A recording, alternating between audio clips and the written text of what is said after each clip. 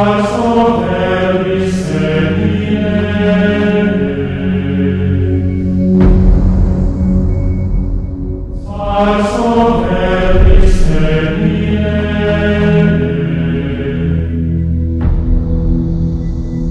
think young people want the challenge of being called to something more than just mediocrity. All young people, I think, have that deep desire to do something remarkable, to be someone remarkable. We need good men who are considering the call to step forward and not be afraid. Men willing to give of themselves, men willing to follow the call, to try to say, what is this? Something, this sense of being led, being drawn into service. There are guys that are probably being called not hearing it. Well, if we are priests of the alter Christus, the other Christ, who else but ourselves should be going out and, like our Lord, saying, follow me? And that one phrase has reverberated down through the centuries. The priesthood or religious life is a supernatural call. To lay down our lives so that others may have life. So to put one's own desires, one's own will aside and say, Lord, what do you want? I will place anything on the altar of sacrifice. We need men to give up their life for Jesus Christ. Now.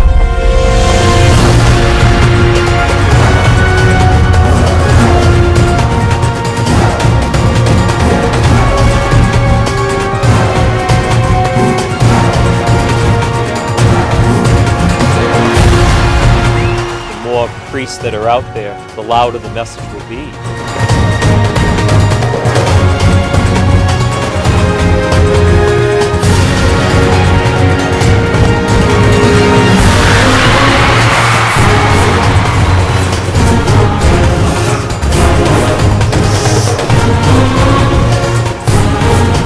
It's not natural to be a priest. It's supernatural.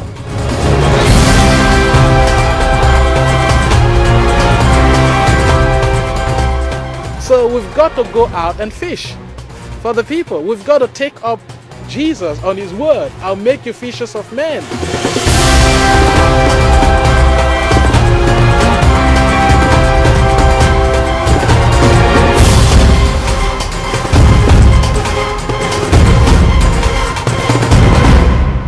Vocation to the priesthood is countercultural.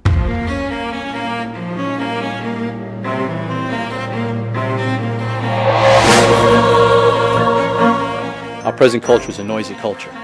We're loaded with TV, music, we're loaded with sound, we never get rest. We've got the computer, and it's distraction, distractions. Young people are entering into a society and into a culture not centered on God and on godly values. The battles that the young people have to face in our society, drugs, immorality, the violence. I think people are searching after God, but they're looking in the wrong places.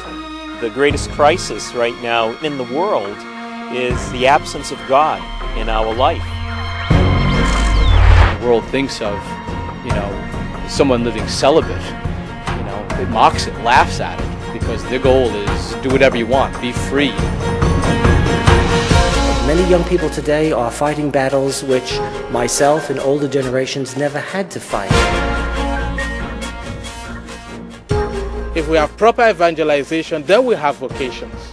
Where the church is important, the kids pick it up, like they pick up the language. Who's going to give the sacraments for the next generation?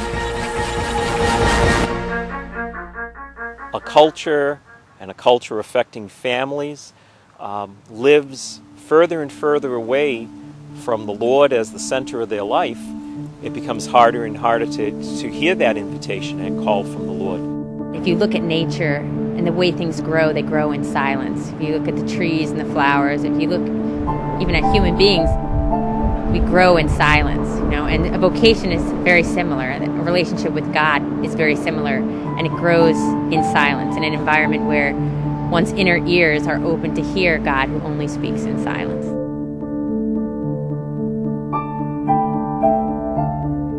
The church was very important. There's daily mass in the family, at the rosary every night. It was just a strong Catholic family. I guess from the time I was very young, I wanted to be a priest. Never thought of anything else. I was a professional baseball player for 8 years out of high school, which was a lot of fun for a kid from 18 to 26. And then I was a professional actor for the next 15 years. Not that I had great fame in either one, but I think I had a taste of enough of it to know how dangerous it can be. When I was ordained in 2000, my nose hit the marble, and I realized, my God, who am I to receive this gift? It is an opportunity to stand for change and to effect change anywhere in the world, any part of the world. The Catholic priesthood is an instrument for the change that the world needs today. I actually have a couple of friends that are joining the priesthood, and they're great people. I think that they are important because they are like teachers for us. I feel that they're just regular people who I can talk to whenever I have problems. It should be just a normal part of every male Catholic to consider the vocation as far as becoming a priest. We need the priests because without the priests we won't have the Eucharist. In a sense, they're role models that the youth can look up to. The world needs heroes. John Paul II remains, in death as he did in life, the model priest, the mentor, the example, the one to answer, as he answered, the call of Christ, "Come, follow me, and when you do it, do not be afraid."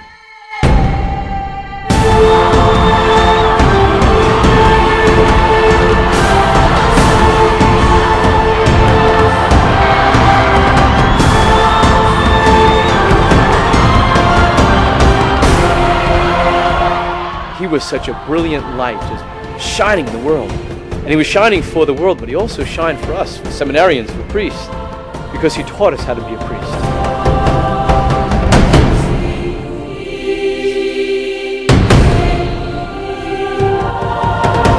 An actor, he was an athlete, he was good with people, he had a sense of humor, but with all these gifts, he gave it completely to God.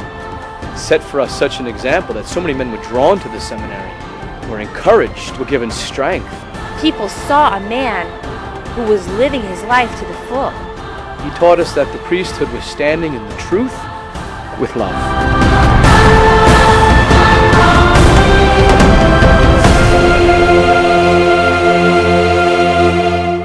He was the face of the Catholic priesthood in our world, and what a beautiful face he really was. I often think of John Paul II as a child. When his mother died, he went to a shrine and he said to the Blessed Mother, "You must be my mother now." And he carried that into his priesthood.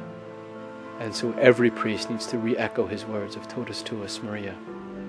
Because as Christ gave himself, his priesthood and his victimhood to the Blessed Mother, so every priest needs to give his priesthood and his victimhood to the Blessed Mother.